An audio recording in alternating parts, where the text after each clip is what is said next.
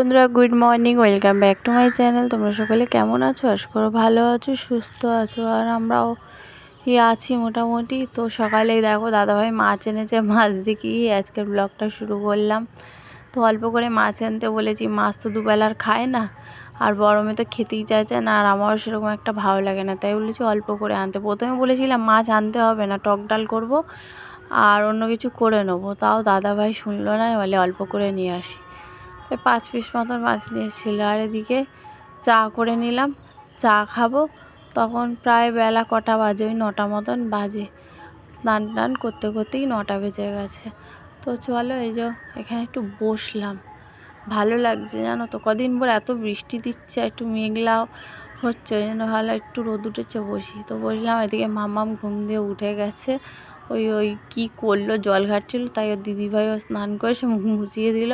আর এদিকে আমি আমটা দিয়ে দিলাম ডালের মধ্যে।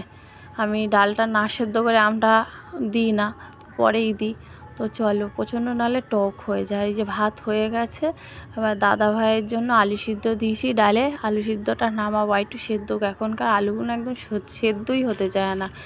আর এই যে মাছ ভাজা দাদা ভাইয়ের মতন 1 পিস বসিয়ে দিয়েছি, দাদাভাই খাবে সকালে ভাত। আর এই দেখো আলুটা তুলে নিলাম এই এক্ষুনি তুলে, আর এত গরম তো তাই হাতা দিয়ে একটু কেটে কেটে দিচ্ছি, ছোট্ট ছোট্ট করে সরু করে কেটে দিয়েছি। একখানাই মাত্র আলু সিদ্ধ দিয়েছি। টক ডালের সাথে আলু সিদ্ধ হলে আমার ভাত খাওয়া হয়ে যায়। কী করবো বলো, আলু খেতে পাচ্ছি না, তাই আলু সিদ্ধ কপালে জুটছে না। তো আলু ভাতাটা মেখে নিয়েছি, দাদাভাইকে এবার ভাত দিয়ে দিচ্ছি। আর ভাতটা আজকে অনেকটাই করেছি, ভেবেছিলাম দুবেলা মানে দুপুরবেলায় হয়ে যাবে আমাদের।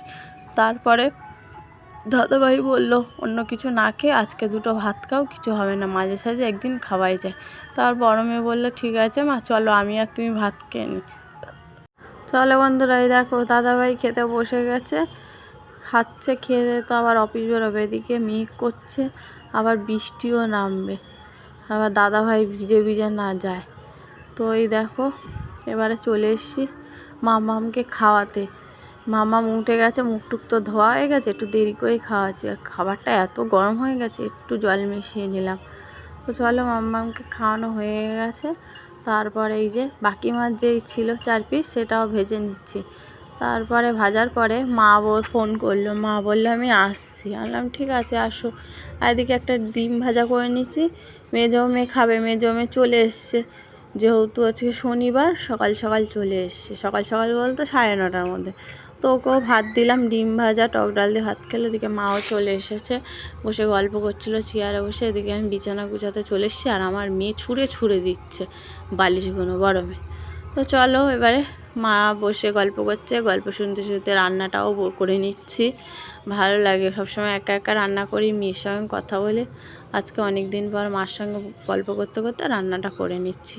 তো চলো, আজকে রান্না করলাম মাছটা করেছি, কাটাপোনা মাছটা সর্ষে আর পোস্ত দিয়ে করেছি।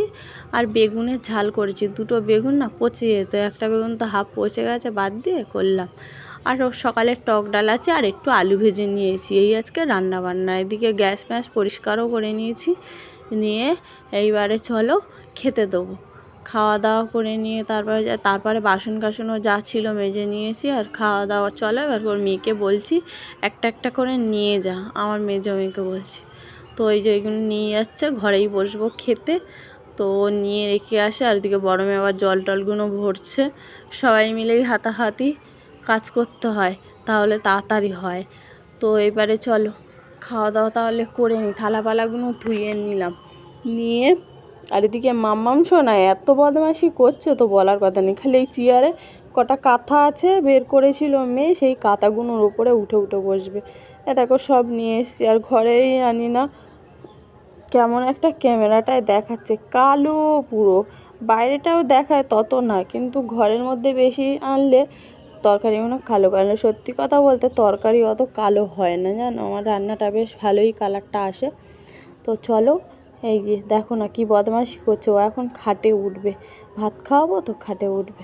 তো সবাই মিলেই বসে গেলাম খেতে। মামাম সোনাও বসে গেল খেতে। আর মামামকে তো টুকুস টুকুস করে মুখ চলতেই থাকে, আমরা সবাই একসঙ্গেই আছি খেয়ে নিলাম। চলো খাওয়া দাওয়া করে নিই।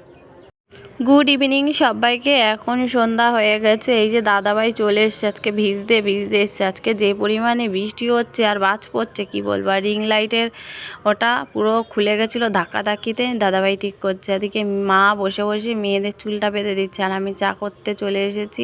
আবার দাদাভাই এক কারি চপ নিয়ে আসার সময় আমি তো খাবোই না বলে দিয়েছি, তোমরা খাবে।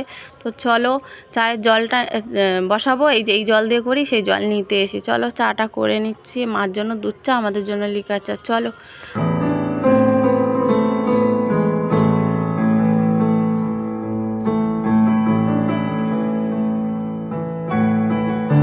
চলো এই রাতে রুটি করছি। এখন অনেক রাত হয়ে গেছে, প্রায় 9টা 9:30 মতন বাজে। মা চলে গেছে বাড়িতে, থাকতে বললাম থাকলো না, বৃষ্টিটা কমে গেছে চলে গেছে। তাহলে চলো আজকের ব্লগটা এখানেই শেষ করছি। নেক্সট ব্লগে আবার দেখা হবে। তোমরা সবাই ভালো থাকবে, সুস্থ থাকবে। সবাইকে বলি good night, tata, bye, see you.